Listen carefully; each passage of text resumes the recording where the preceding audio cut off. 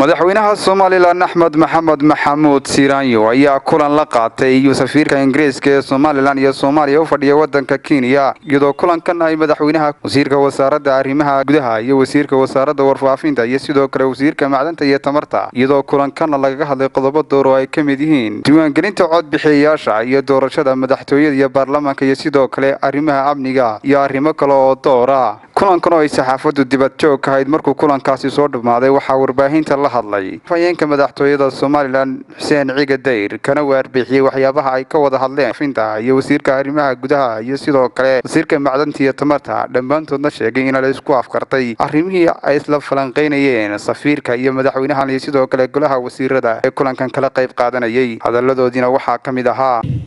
safiirka dawladda Ingiriiska u fadhiya guud ahaanna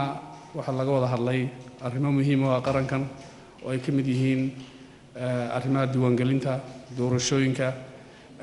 guud ahaanna wada hadalkaasi isafgarad iyo guul buu ku dhamaaday waxaa goobjoog ahaa wasiirka arrimaha gudaha wasiirka macdanta iyo tamarta wasiirka warfaafinta iyo wasiirka xigeenka arrimaha dibadda wada hadalkaasi guud ahaanba wuxuu ku dhamaaday isafgarad iyo in la wada shaqeeyo nabadgelyada dimuqraadiyadda doorashooyinka ha noqoto ka madaxweynaha ama ha noqoto ka golaha wakiilada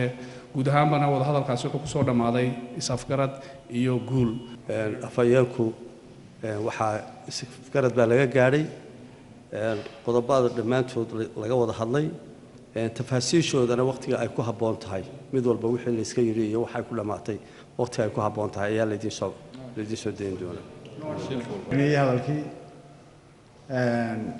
shirkaas wuxuu ku dhamaaday safgarad waxaan ku dhahday